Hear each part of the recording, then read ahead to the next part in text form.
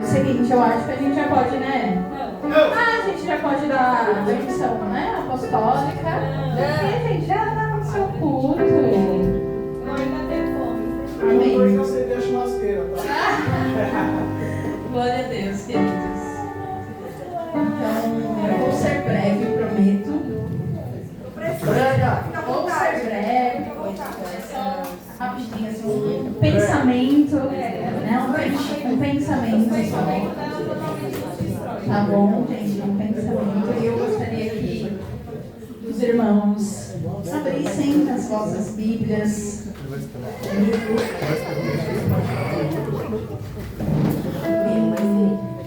Números 12. Glória a Deus.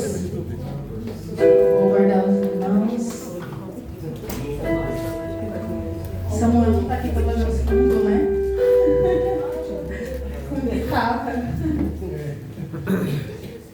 Da próxima vez aí eu vou pedir para o Samuel fazer o fundo aqui, tá, pastora?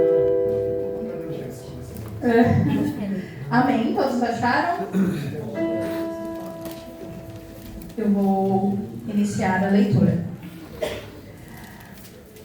Miriam e Arão começaram a falar ou a criticar Moisés, porque ele havia se casado com uma mulher etíope. Será que o Senhor tem falado apenas por meio de Moisés? Perguntaram. Também não tem ele falado por meio de nós? E o Senhor ouviu isso. Ora, Moisés era um homem muito paciente, mais do que qualquer outro que havia na terra. Imediatamente o Senhor disse a Moisés, a Arão e a Miriam: dirijam-se à tenda do encontro, vocês três. E os três foram para lá. Então o Senhor desceu numa coluna de nuvem e pondo-se à entrada da tenda, chamou Arão e Miriam. Os dois vieram à frente e ele disse: ouçam as minhas palavras. Quando entre vocês há um profeta do Senhor, a ele me revelo em visões, em sonhos falo com ele. Não é assim, porém, com o meu servo Moisés, que é fiel em toda a minha casa. Com ele eu falo face a face, claramente e não por enigmas. E ele vê a forma do Senhor. Porque não temeram criticar meu servo Moisés. Então a ira do Senhor acendeu-se contra eles e ele os deixou. Até aqui. Vamos fazer uma breve oração? Amém. Em nome de Jesus Cristo, Senhor. Essa é a tua palavra revelada. Pai, no poder do nome de Jesus Cristo, eu entrego ela a ti. E peço a ti, Espírito Santo, ilumina as nossas mentes para a compreensão daquilo que o Senhor quer dizer. Que eu me diminua, para que o Senhor cresça. Fale, Senhor, e não te cales, em nome de Jesus Cristo. Yes. Amém. Eu vou abrir aqui. Eu peguei alguns versículos. A gente precisa entender algumas coisas, né? Quando eu estava buscando em Deus algo que falasse, tinha que ser muito rápida, né? Porque as pessoas te chamam assim de uma hora para outra, né? E às vezes não dá tempo de uma preparação, né? Muito eloquente. Mas, assim, né, gente? Vida de quem decide obedecer. Às vezes a gente não quer, tá tudo bem, eu tenho que confessar e deixar. Você fala, confessa e deixa, né? E então, eu estava com outra palavra no meu coração. E de repente eu estava, quando eu estava em casa, eu acompanhei algumas séries e eu acho muito legal acompanhar séries, né? E quando eu digo séries, é séries de pregadores, né? Não não é de streamings. E as séries de pregadores, porque existem igrejas, estudos que falam, por exemplo, a respeito de Davi, né, a respeito de milagres de Jesus. E eu vi uma série a respeito de pecados da língua. E isso me chocou muito e ministrou o meu coração. Foram vários dias assim, mas o que eu achei incrível é que geralmente as pessoas não fazem isso, né? Pelo menos eu nunca tinha visto uma série parecida com essa. Só que isso já faz um tempo. E aí eu estou lendo um livro sobre mulheres da Bíblia e estava passando pela história de Miriam. E eu acho incrível que a história de Miriam aparece na Bíblia como uma profetisa do Senhor. Aqui, Arão e Miriam estavam conversando e eles estavam sozinhos. O cenário é quando eles estão juntos, conversando, eles falam a respeito de algo e o Senhor intervém. Só que eu queria apresentar para vocês, antes disso, um pouquinho do cenário, antes de entrar de fato na palavra. Miriam e Arão são irmãos, né? Moisés. Ou seja, pessoas que têm uma intimidade, né? Uma parentela ali com Moisés. E assim, quando a gente olha para a história de fato de Miriam, a gente vê uma mulher muito forte. Ali, quando ela era adolescente, quando ela era criança, ela teve assim uma percepção incrível, né? Por quê? Porque queriam matar Moisés, queriam matar, na verdade, todos os meninos que haviam nascido. E aí, a sua mãe esconde ele, né? E coloca à beira do rio. Quando a sua irmã Miriam vê, né, a filha de Faraó se aproximando, né, indo lá, ela chega e fala para ele: olha, você quer que eu chame alguém para amamentar o menino? E ela, muito esperta, né, dentro das suas expertises, foi lá e chamou a própria mãe. E isso a gente já começa a ver que ela era uma pessoa de ímpeto, né, uma pessoa ali impulsiva, que tomava as decisões.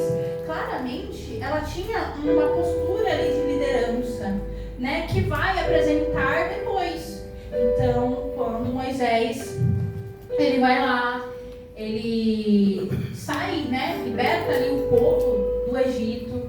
Quando o Senhor destrói o povo egípcio, ela faz uma canção de adoração ao Senhor. Então ela conduz aquele povo à adoração e ao clamor. Então a gente consegue perceber que de fato ela era alguém com uma posição, alguém que tinha um reconhecimento diante do povo. E aí quando você começa a pensar, Arão também, porque Arão era sacerdote. E sacerdote, ele levava as orações, as intercessões ao Senhor. Então, as pessoas sabiam quem ele era, assim como sabia quem Moisés era, até porque Moisés era de fato o líder de todo aquele povo. Só que o que me chama a atenção dentro do texto é que quando Arão e Miriam eles vão falar a respeito de Moisés, alguns estudiosos vão falar que ele e ela questionam a questão dele ter um segundo casamento, que seria com a mulher etíope.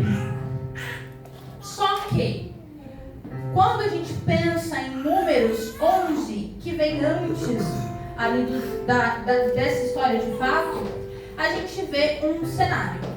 E o cenário é que o fogo da ira do Senhor tinha se acendido contra o povo. Por quê? Porque o povo estava reclamando.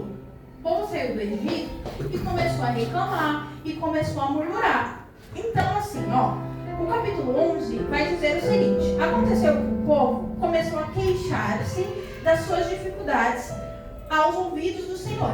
Quando ele os ouviu, a sua ira acendeu-se. E o fogo da parte do Senhor queimou entre eles e consumiu algumas extremidades do acampamento. Então o povo clamou a Moisés. Este orou ao Senhor. e o fogo extinguiu-se. Por isso aquele lugar foi chamado de Taberá, porque o fogo do Senhor queimou entre eles. Ou seja, o povo já estava em um cenário de insatisfação. Então eles reclamavam, eles murmuravam e eles queriam as coisas que estavam no Egito. Muitas vezes é assim conosco. Após nós sermos libertados, acolhidos, ministrados, o que acontece? A gente sente falta de coisas que aconteciam lá atrás. Uau, Deus! Só que o pior de tudo é que depois ainda o povo ainda continua reclamando. Eles tinham, a minha mãe dizia uma frase assim, né? Tem medo, mas não tem vergonha na cara. Muitas vezes é assim, né, gente? O povo temeu. Por quê? Falaram para Moisés: Moisés, por favor, interceda por nós. A ira do Senhor nos alcançou. E aí Moisés foi lá e orou ao Senhor e aquele fogo se extinguiu. Só que o povo ainda continuou dizendo: ah, se tivéssemos carne para comer. Nós nos lembramos dos peixes que comíamos de graça no Egito, e também dos pepinos, das melancias, dos alhos porosos, das cebolas, dos alhos, enfim. E aí, nesse cenário, Moisés, ele fica de fato indignado. E aí Moisés, ele vai falar para o Senhor, ele vai questionar o Senhor: olha, Senhor, não está dando, né? Está meio complicado, o povo tem reclamado, o povo tem falado, e por favor, não deixa com que eu seja, né, abatido por causa desse povo. E aí o Senhor entra de novo em cenário. Aí o Senhor diz: faz o seguinte, chama ali 70 líderes, separa direitinho, né, que eu vou derramar sobre eles o meu espírito. Aqui, o espírito que está em você, eu vou derramar sobre eles. Então, para que eles possam te ajudar. Então Moisés fez realmente isso, chamou ali essas pessoas que eram para ajudar, auxiliar, a liderar. E foi quando Deus falou: eu vou mandar cordonizes. De repente, né, a língua enrola no céu da boca. E eu vou mandar codornizes. Então eles comerão até ter nojo. Meu Deus. Olha a expressão do Senhor. Às vezes eu fico pensando que é muito um cenário materno, sabe? Quando você fala assim pro seu filho já tomou um café da manhã, já tomou lanche da tarde, já almoçou e ainda quer mais alguma coisa. Minha mãe quer salgadinho, quer isso, quer aquilo. Você, menino, toma isso daqui, agora você vai comer tudo, né? Então é muito semelhante a esse cenário de pessoas imaturas, mas que mesmo assim o Senhor escolhe. O Senhor escolheu o povo para uma construção do seu povo. Números, a Bíblia, né, toda, ela vai falar de um relacionamento íntimo com Deus. Quando a gente fala, por exemplo, do livro de Números, a gente fala de um livro escrito após o êxodo, né? A saída do Egito ali. Então é toda uma construção de um povo. Só que esse povo era extremamente insatisfeito. Só que essa insatisfação para o Senhor é chamado de rebeldia. Uau, meu Deus. E aí que entra o cenário. Por quê? Uau. O povo, eles já estavam ficando rebeldes. E quando eu digo isso, eu digo com muito temor, né? Por quê? Porque muitas vezes nós achamos que questionar a Deus ou ter uma ou outra atitude é simplesmente fazer um ponto, né, sobre aquilo que eu sinto ou aquilo que eu penso. E lá de cima, o Senhor, Ele está enxergando de forma diferente. Uau. Porque às vezes o nosso coração já está a ponto de ser rebelde.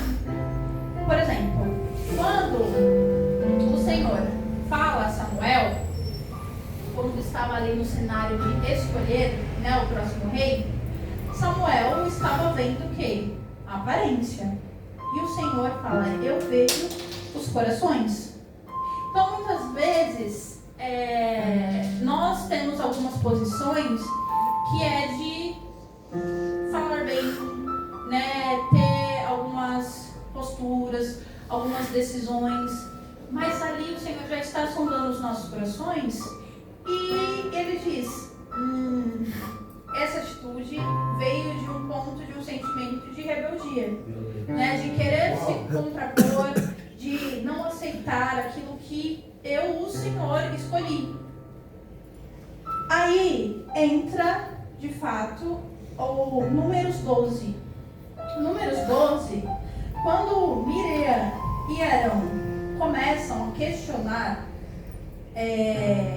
a respeito, né, da liderança de Moisés, o Senhor, ele entra, né, ali em ação. Só que ele entra sem que Moisés ou sem que ninguém tivesse pedido ou solicitado. Mas eu tenho um certo pensamento em relação a isso. Muitas vezes, essa situação já era como se fosse uma cereja, sabe, de um bolo. Por quê? Porque as pessoas já estavam revoltadas, já estavam com sentimentos ali de rebeldia. E agora, quem está entrando nisso são pessoas de influência. Uau. Miriam, ela conduziu o povo, Arão era sacerdote, e esse que está, e aí que está o perigo. Muitas vezes é assim que nós somos, né? A gente escuta tantas coisas daqui ou tantas coisas de lá sobre uma situação ou sobre alguém, e isso ou aquilo vai nos contaminando, né? Porque muitas vezes a gente está na posição do povo, mas muitas vezes a gente está na posição de Miriam e Arão. Então a gente precisa tomar muito cuidado com aquilo que nós falamos e refrear as nossas línguas. Por exemplo, a Bíblia ela é muito contundente em falar sobre os pecados da língua, né? Que seriam alguns, que seria o falar mal, a mentira, né? O palavrão, a fofoca. E quando a Bíblia ela vai falar sobre isso, é muito interessante porque existem muitas coisas que nós pensamos, isso é pecado, não, aquilo é pecado, aquela atitude é pecado, sabe? Por exemplo, a gente conhece muito, né? O roubo, o matar, né? A traição, nossa, que pecado. Mas a gente ainda tem o hábito de falar mal, de fofocar, de contrapor alguém.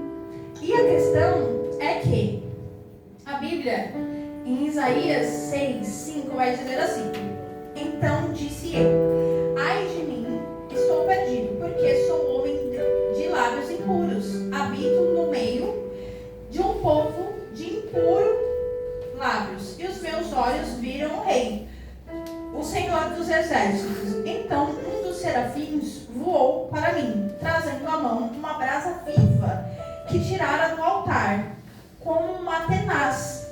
Com a brasa tocou a minha boca e disse: eis que ele tocou os seus lábios, a tua iniquidade foi tirada e o seu pecado foi perdoado.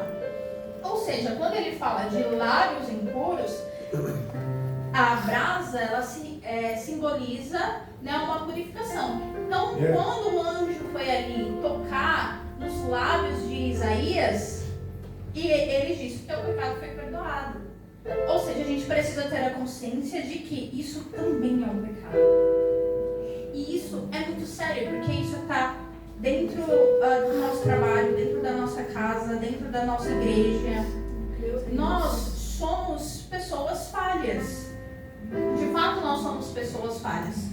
E muitas vezes não eu penso que não é errado falar sobre situações, sobre pessoas, mas depende da intenção do seu coração. Eu, um tempo atrás, eu fiz um estudo sobre psicologia evolutiva, que falava que quando a gente escuta uma notícia de surpresa ou de tragédia, a gente tem maior tendência de espalhar e contar para alguém. Só que isso é um mecanismo cerebral. Quando a gente fala, né, de contar as coisas para as pessoas, isso também, dentro da neurociência, ajuda a gente a criar vínculos uns com os outros e também libera dopamina, oxitocina. Então, eu lembro que naquela época eu fui questionar a Deus, bora conversar alguma coisa aí? O nosso corpo foi feito para fazer isso. Estranhamente, o nosso corpo foi feito para, entre aspas, aqui eu vou colocar entre aspas de fato, porque vai ser alguém que leva muito sério, né? As pessoas não precisam de muito para fazer isso. Entre aspas, nossa, um rap tudo bem? Eu não vou contar rap não. Mas o nosso corpo é um mecanismo de fato cerebral, que o nosso corpo, ele tem um intuito, né, um ímpeto de espalhar uma notícia. Ou seja, parece, né, que a gente agora... Micaela, pastora, desculpa, tá? Desculpa. Porque agora o pessoal vai falar, não, Micaela deu desculpa pra gente fofocar. Não é sobre isso. Não é sobre isso. Sabe por quê? Porque existe uma grande diferença em espalhar e sobre fofocar. Por quê? A Bíblia vai dizer que o evangelho em si, né, a palavra, inclusive, evangelho, quer dizer boa notícia. Então, Jesus, ele veio para fazer com que nós espalhássemos uma notícia. E penso eu que todas as vezes que a gente tem uma notícia de surpresa, é para a gente se contentar com os nossos irmãos. Aliás, a gente não conta testemunho? É sobre isso. E penso eu também que quando é algum tipo de tragédia, é pra gente orar, pra gente interceder. Porque o espírito de intercessão está realmente sobre nós. Então, escutou alguma coisa? Vamos orar. Por quê? Porque a gente é feito para isso. Então, esse estudo, ele é muito relevante. Então, um dia eu conversei com o Senhor sobre isso. E o Senhor bradou muito forte a respeito disso no meu coração. Por quê? Porque a grande diferença de uma notícia ou uma fofoca é que quando você conta a fofoca, a intenção do coração é geralmente levar a outra pessoa a fazer mau juízo dessa pessoa que você falou ou dessa situação que você falou. Meu Deus. E isso é muito forte, porque sempre está nas intenções. O Senhor, ele conhece e ele sabe de todas as coisas. Até porque, enfim, gente, eu sou psicóloga, eu gosto de falar. Então, uma das primeiras pessoas que foi tratada a respeito da língua fui eu. Só que muitas vezes isso está em hábitos comportamentais que geralmente a gente não acha que é um pecado. E muito do que eu senti a respeito dessa palavra para essa noite é que é um pecadozinho que o Senhor quer limpar dos nossos corações, que muitas vezes está tão escondido e tão dentro assim de nós, assim, sabe? Quando a gente faz a unha e a unha está encravada e aquele negocinho assim, aquela pelinha não sai. É isso, assim. A sensação é quando aquela pelinha sai e nos dá um alívio, sabe? De limpeza, de conforto, porque aquilo tá ali, tá escondido, mas tá machucando, sabe? Tá ferindo o quê? O pé que faz parte do corpo, então tá ferindo o corpo, entende? Então são coisas que a gente precisa muito refletir e pensar. É só um pensamento, né, compartilhado com a igreja, mas eu queria ler realmente alguns versículos a respeito daquilo que a palavra do Senhor fala em relação a esse assunto. Salmos 39 vai dizer assim: disse comigo mesmo, guardarei os meus caminhos para não pecar com a língua. Porém, mordaça a minha boca enquanto estiver na minha presença o ímpio. 1 Pedro 3:10 vai dizer assim: pois quem quer amar a vida e ver dias felizes... Gente, você ama a vida? Você quer ter dias felizes? Refreie a língua do mal e evite que os seus lábios falem dolosamente. Tiago 3,2 vai dizer o seguinte: todos tropeçamos de muitas maneiras. Se alguém não tropeça no falar, tal homem é perfeito, sendo também capaz de dominar todo o seu corpo. Então, a Bíblia é muito clara de dizer que se você dominar a sua fala, você domina tudo. Meu Deus. Porque você pode machucar alguém. Só que, quando nós entramos e voltamos para a situação de Miriam e Arão, aí é algo um pouco diferente. Por quê? Porque nós estamos falando de pessoas que têm posições de influência no meio do povo e que pode fazer mal ao povo ou ser estopim daquilo que o povo já estava sentindo.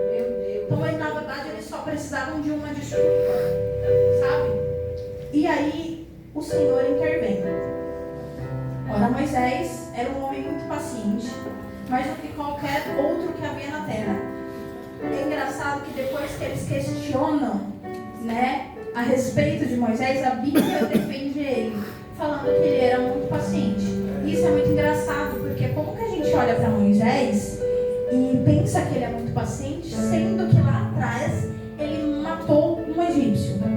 Mas muitas vezes não, né? Todas as vezes é assim que acontece quando alguém se converte. Por quê? Se a pessoa ela era assassina, brava, né? Ela tinha ali um pecado, ela vai se tornar totalmente ao contrário do seu pecado. Então Moisés, ele havia ali matado um egípcio.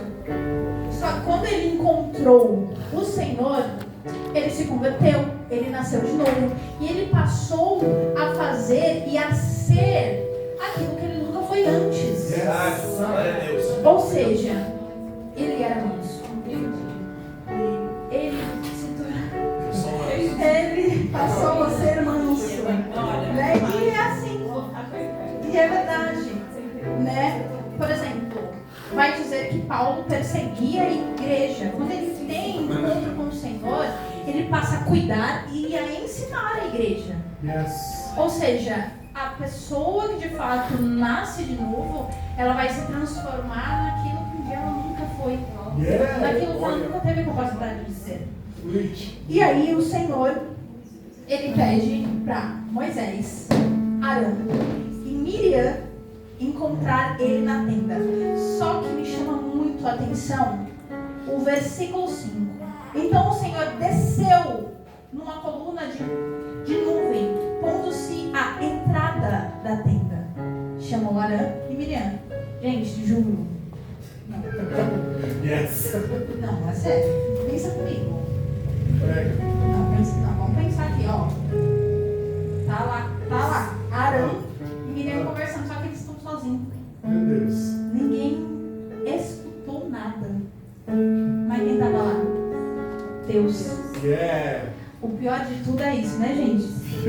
Quando a gente está aqui, um amigo, Jesus. começa a falar um pouquinho assim, né? Do irmão, escondido, e o irmão não está na presença, mas o Senhor está. E o Senhor estava escutando tudo. E aí, isso é o que mais me indigna, porque eu preciso expressar aqui as minhas emoções, com licença, viu? Isso é o que mais me indigna, porque o próprio Deus desceu no meio de uma conversa. O próprio Deus desceu em uma coluna de nuvem. Aí ele chama. Já imaginou o Senhor te chamando? Só que assim, a sensação é o seguinte: você era uma criança, sua mãe era muito brava. Minha mãe não era brava, não, mas finge que agora é. Sua mãe era muito brava. E você quebra aquele copo. Que ela tá falando assim, não mexe. Foi fulano de tal que me deu. É muito caro, não mexe. Não mexe. Tá falando 30 vezes. Aí você vai lá e faz o quê? Você quebra. Aí a sua mãe te chama. Olha aqui, ó. Vem cá. Deixa eu conversar aqui um negócio pra você. Nossa. A sensação é que você vem aqui, ó, pianinho. Sim, a Deus, ó. Coração na mão. Perdoa, tá, Deus. E é aquele negócio, né, mãe? Tá bom, desculpa, não me bate, só não me bate. Mãe, desculpa. Então a sensação era justamente isso.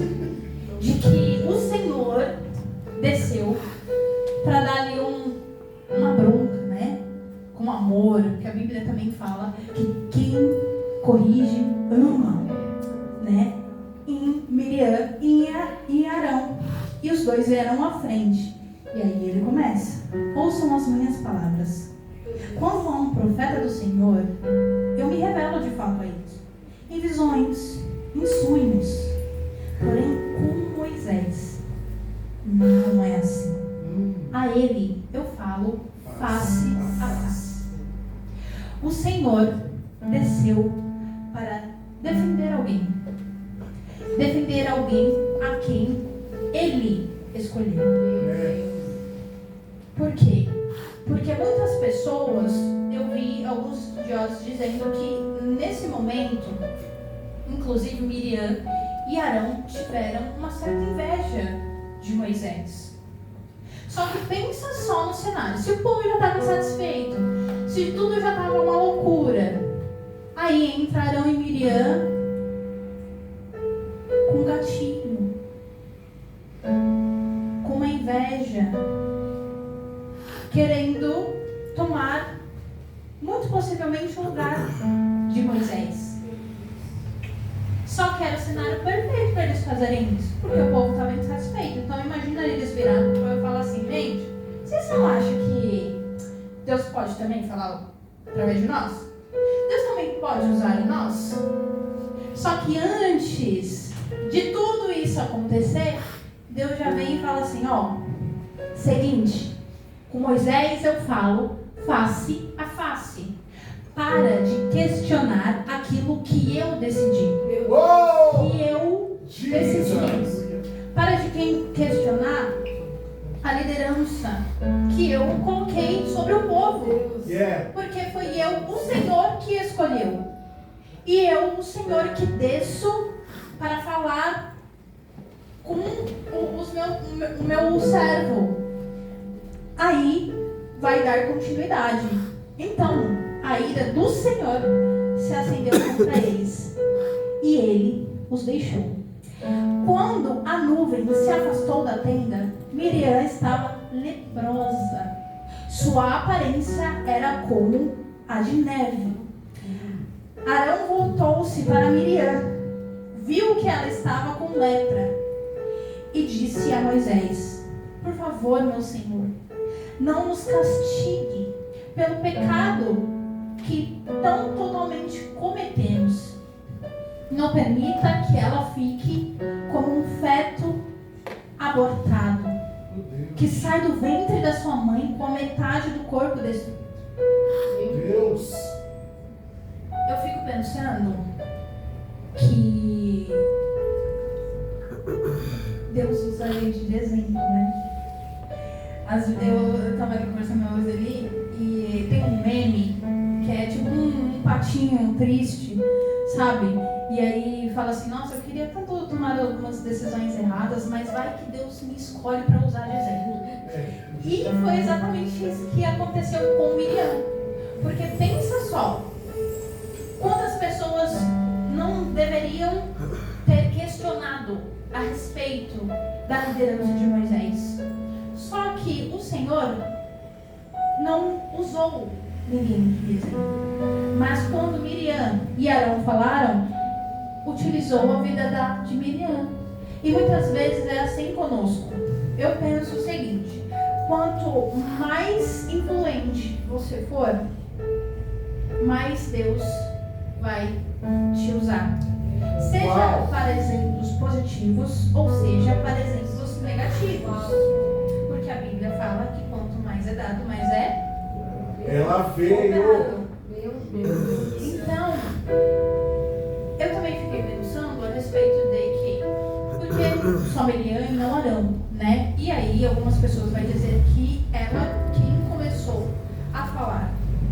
quando você começa a falar e o outro concorda, né? Mas aí para Deus foi os dois. Só que o intuito mesmo estava a respeito da atitude e da fala de Miriam. Porque a gente precisa falar algumas coisas assim, senão a pessoa vai começar a achar que é feminismo, né? E não é sobre isso. Mas também tem algo que precisa ser dito. Arão, ele era quem levava as intercessões, né, as orações ao Senhor. Então, de fato, ele não podia estar ou ficar leproso.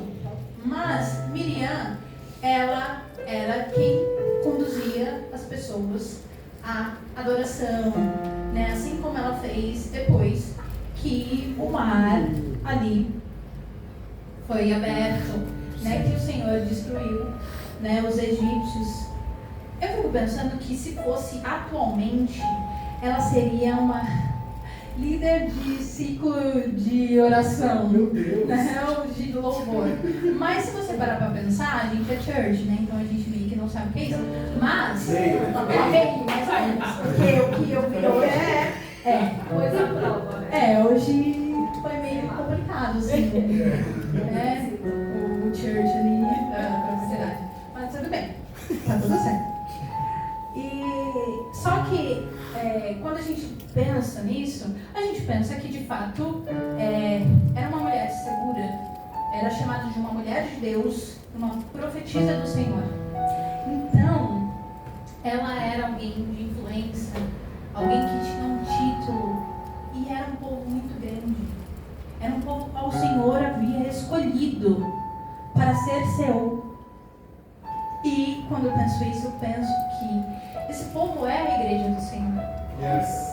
Miriam e Arão são pessoas que estão dentro da igreja, que são influências, muitas vezes um obreiro, um diácono, um líder, um presbítero, que de repente começa a questionar algumas coisas a respeito de quem o Senhor escolheu para liderar aquele povo. Meu Deus.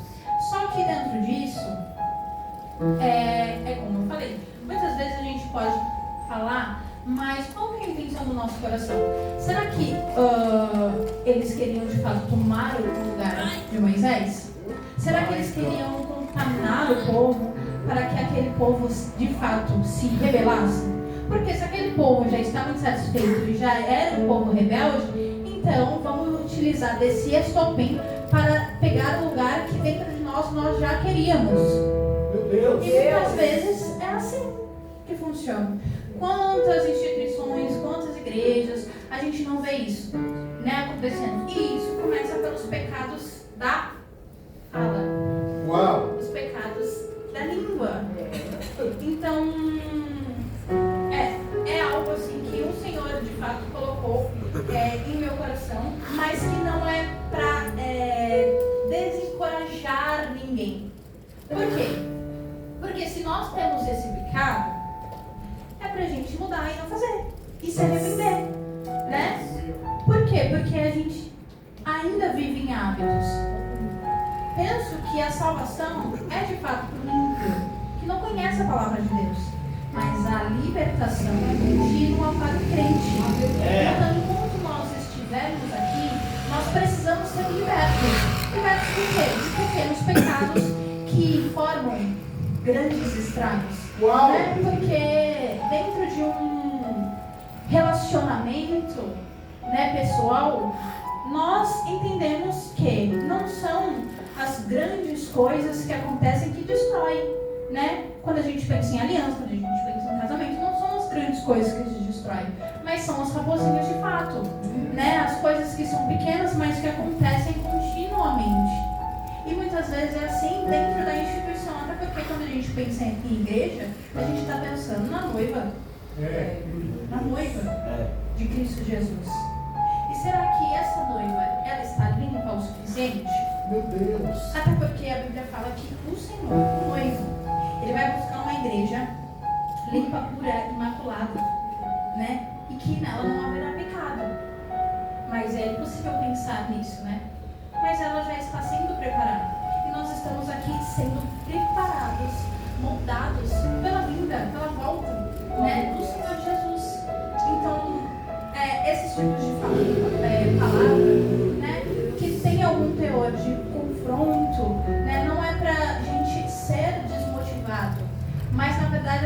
ser motivado a pensar: poxa, aquela vez, aquele dia, aquela fala, contra aquela situação, contra aquela pessoa, eu pequei.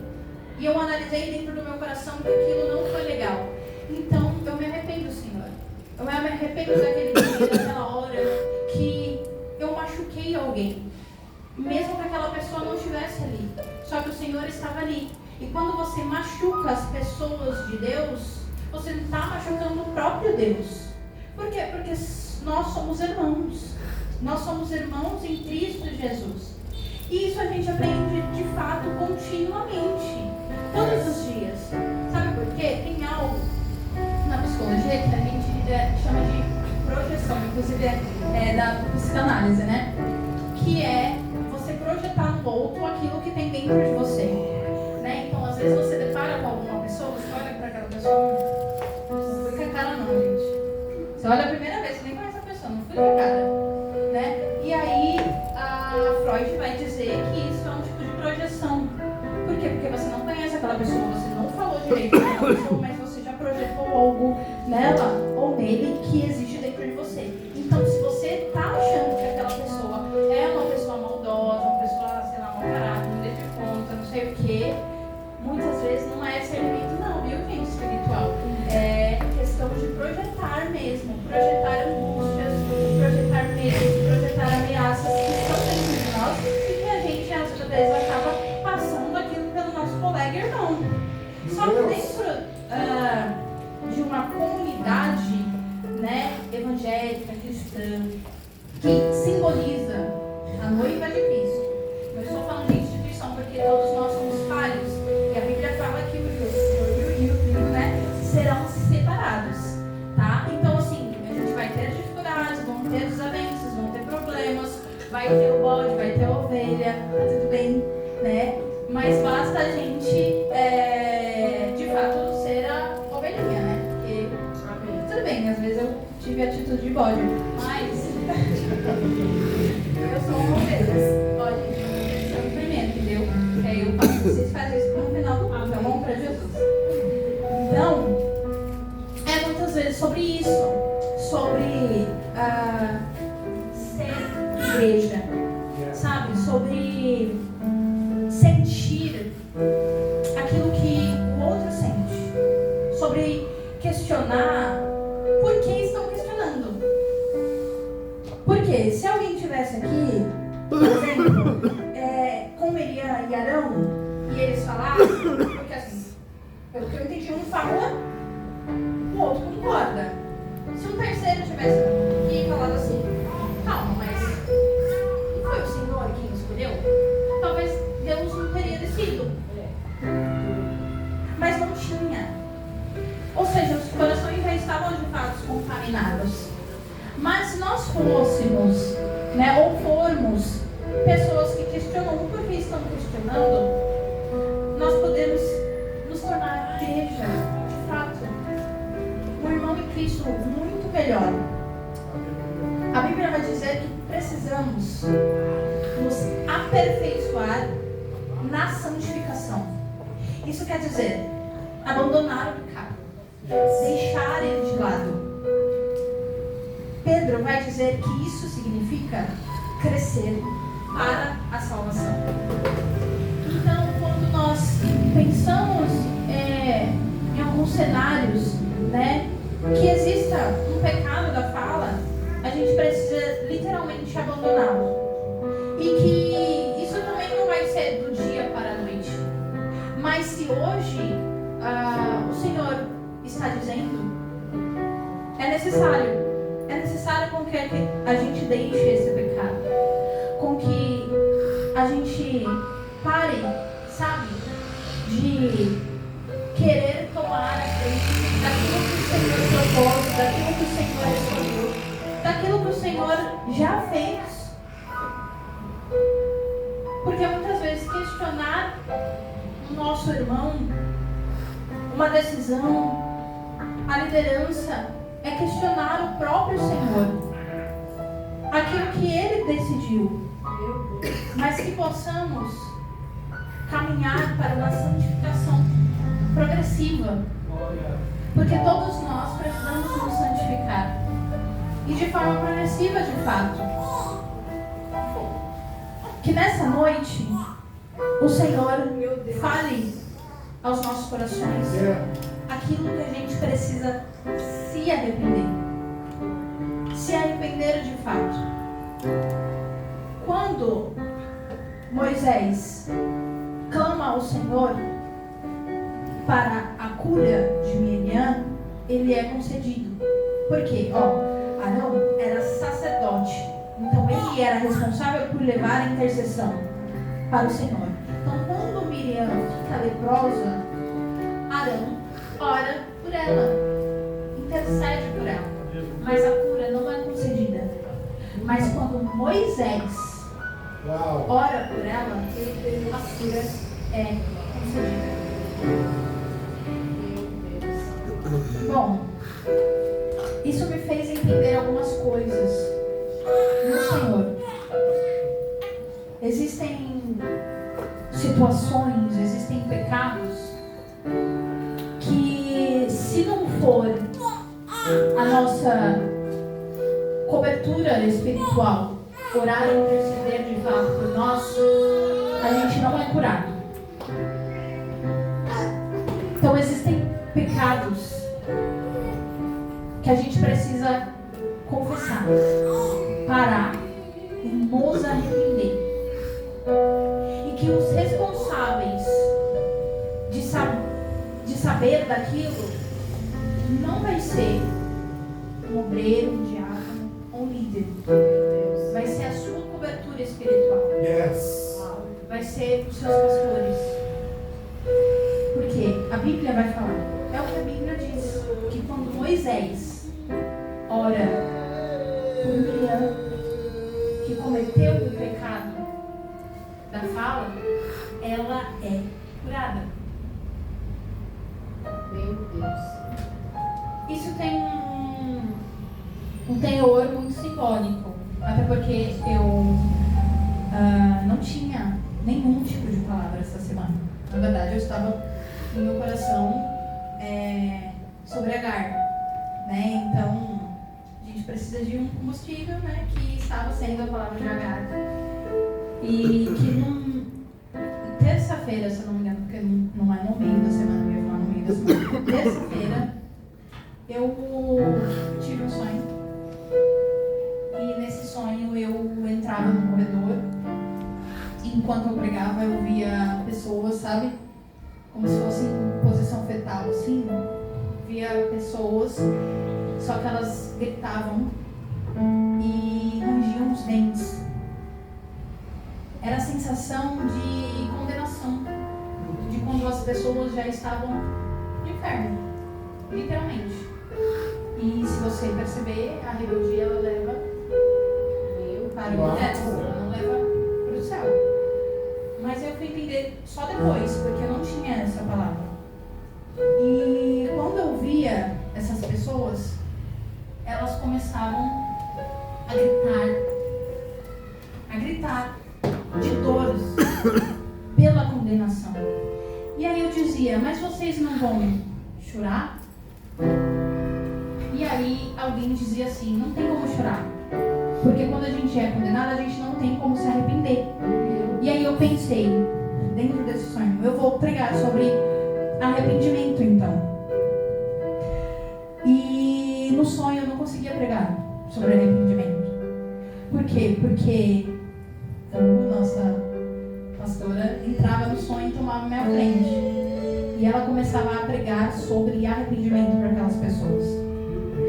Quando eu fui ministrada a respeito de Moisés, eu entendi que existem situações que eu, como presbítera, como líder, o que vocês quiserem nomear, eu vou falar igual o Paulo, né? Eu sou servo igual vocês, e enfim, é isso. Quando eu entendi em Deus a respeito dessa palavra, eu entendi que só a nossa cobertura espiritual pode orar e interceder por nós ao ponto de nós sermos salvos novamente, a ponto de nós nos arrependermos de fato. Porque eu lembro que eu não conseguia ministrar sobre arrependimento, mas eles conseguiam. E isso é muito forte. Por quê? Porque muitas vezes é algo que o Senhor quer de nós, um arrependimento. A promessa que o Senhor tem para a profundidade é o avivamento. É o avivamento. E o que nós vimos hoje, no início do culto, gente, é só uma porçãozinha daquilo que o Senhor deseja derramar. Eu lembro do dia que, de fato, eu via uma mão segurando um fogo. E esse fogo era para nós, para nossa igreja. Glória a Deus. Era o próprio avivamento. Era o próprio incendiar do Senhor nos nossos corações. Só que antes dele fazer isso, ele precisa nos limpar. Aleluia. A gente vai ver, e a gente acabou fazendo um estudo, né? Não sei se vocês lembram, há um tempo atrás, sobre avivamento. E eu lembro que, se não todas as pessoas, a maioria, trouxe essas questões de antes do avivamento acontecer, em qualquer lugar, em qualquer cenário, existia um mover genuíno de arrependimento. Então as pessoas, elas se arrependiam genuinamente. Elas diziam: Senhor, pelo amor de Deus, perdoa os meus pecados. Senhor, eu não sou digno. Senhor, limpa o meu coração, limpa a minha língua, limpa a minha mente. Faz isso. E depois dessas situações, existiu um mover de avivamento absurdo. O Espírito Santo descia, as pessoas eram batizadas, as pessoas eram transformadas. Aquele que um dia roubava, parava de roubar. Aquele que matava, não fazia isso mais, ensinava, cuidava. Aquele que falava mentira, parava de mentir. Então, o Senhor deseja fazer isso conosco. A nossa igreja tem uma promessa a respeito de um avivamento que nós queremos, que nós desejamos. Só que a gente precisa se arrepender. Do quê? Aí é você que sabe. Porque você conhece o seu coração. Eu não estou aqui para ser usada como uma acusadora. Porque quem faz isso é Satanás. Eu estou aqui para incentivar você. Incentivar você a se arrepender. Se foi um pecado na sua casa, se foi no seu trabalho, né? Contra, às vezes, a gente fala de liderança, mas a gente precisa pensar que, por exemplo, a mulher, ela também pode pecar contra o marido. Pelo amor, inclusive. Né? A gente tem que aproveitar hoje. Pode pecar contra o marido, que é sacerdote da sua casa. Alguém pode pecar, por exemplo, contra o seu patrão. Nossa, mas meu patrão rouba, faz isso, aquilo. Mas a Bíblia fala que você não pode pecar. Inclusive, muito difícil essa daqui. Não pode pecar contra o Lula. Meu Deus. Ixi, Meu Deus. A gente tá Misericórdia, meu Deus. Por quê? Porque a própria Bíblia vai dizer que o Senhor instituiu as autoridades. Então, gente, a gente precisa orar muito por ele. É sobre isso. Entende? Então, a gente precisa, né? Às vezes o patrão não é muito agradável, mas a gente precisa orar por eles, né? E é sobre isso, sabe? É sobre você entender essa posição sua no corpo de Cristo, né? Se tornar um intercessor, uma intercessora, e se arrepender genuinamente dos seus pecados que estão escondidos nas suas falas, nos seus sentimentos, nas suas intenções. Eu queria que a igreja se colocasse de pé nesse momento.